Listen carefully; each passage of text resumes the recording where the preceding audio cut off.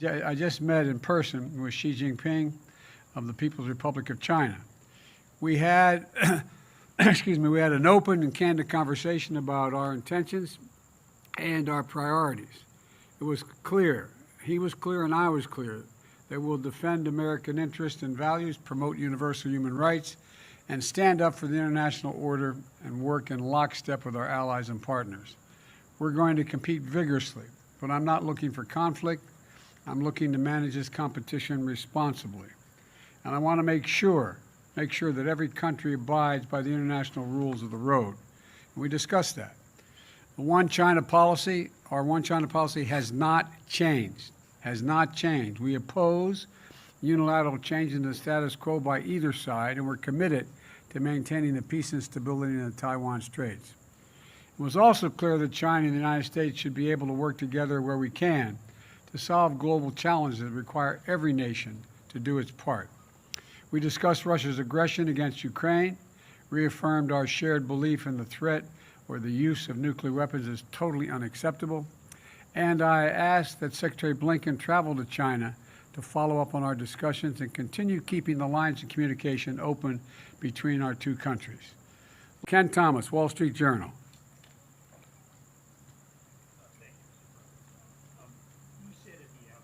Meeting that you did not want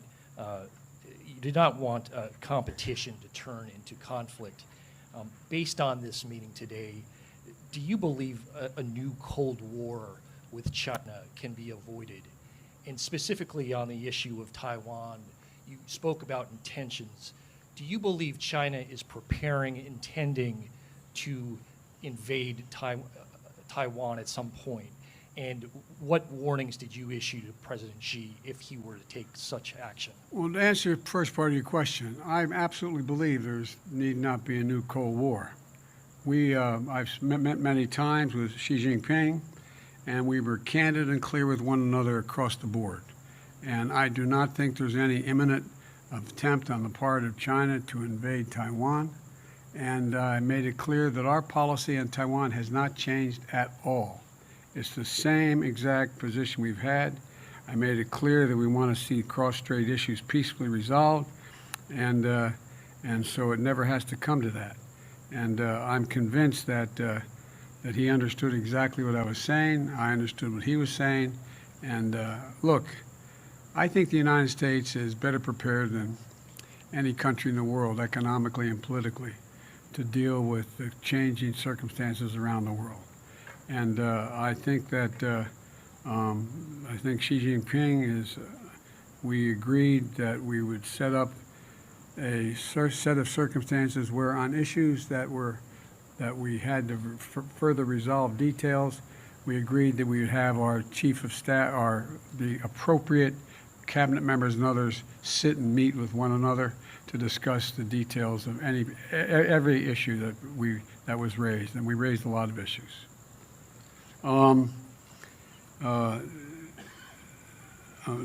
Sung Kim, Associated Press. Mr. President, you met with President Xi, and you met with him face-to-face after he had unquestionably consolidated his power at home. So now that you've met with him face-to-face, how do you assess his sort of posture towards the United States now? And did you find him personally to be more confrontational or more conciliatory and willing to compromise? Neither and yes. Yes, I didn't find him more confrontational or more conciliatory. I found him the way he's always been, direct and straightforward.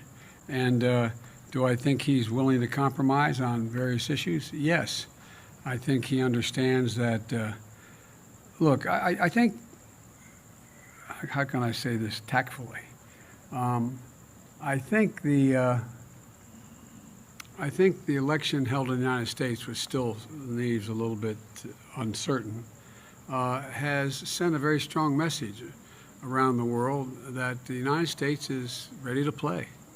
The United States is, the Republicans who survived, along with the Democrats, are of the view that we're going to stay fully engaged in the world and that we, in fact, know what we're about. And so I don't get any sense that there's more or less confrontation. We were very blunt with one another. about places where we disagreed or where we were uncertain of each other's position, and we agreed we'd set up, and we did, mechanisms whereby we would meet in detail with the key people in each of our administrations to discuss how we could resolve them, or how, if they weren't resolved, on what basis were they not resolved. Reuters, Natanja Bose. President, quick question on North Korea, which appears poised to conduct a new nuclear test. I'm wondering if you can talk about your specific discussions with President Xi on that. To what extent do you think China has the ability to talk North Korea out of conducting such tests? And what are the repercussions for U.S.-Chinese relations if a test goes forward? Well, first of all, it's difficult to say that I am certain that China can control North Korea, number one. Number two, I've made it clear to President Xi Jinping that I thought they had an obligation to attempt to make it clear to North Korea that they should not engage in long-range nuclear tests. And I made it clear as well that if they did, they, meaning North Korea, that we would have to take certain actions that would be more defensive on our behalf, and it would not be directed against North Korea. It would not be directed against China, but it would be to send them a clear message to North Korea. We are going to defend our allies as well as American soil and American capacity. And so, I do not think that it's difficult to determine whether or not China has the capacity. I'm confident China is not looking for North Korea to engage in further escalatory means, because I made it clear, and I made it clear from the very beginning and last year as well, that we will do what it needs to defend our capacity, to defend ourselves and our allies, South Korea as well as Japan, and that we'd be more up in the face of China, but it wouldn't be because of China. It'd be because of what was going on in North Korea. So, again, on a number of these issues, we have put together teams where our National Security Advisor, Secretary of Defense, and others are going to be engaging with their counterparts from China to see, and we're not going to be able to work everything out. I'm not suggesting this is kumbaya, everybody is going to go away with everything in agreement. But I do not believe there's a need for concern of as one of you raised the legitimate question, a new Cold War. And I think that, I'll conclude by saying it this way. I want to be clear, and be clear with all leaders, but particularly with Xi Jinping, that I mean what I say and I say what I mean. So there's no misunderstanding. That's the biggest concern I have is a misunderstanding about intentions or actions on each of our parts. So we went into, I look at my team, how long did that meeting last? 3.5 hours. So we covered an awful lot of territory. And I must say that he was as straightforward as he has been with me in the past. And I think that we understand one another, which is the most important thing that can be done.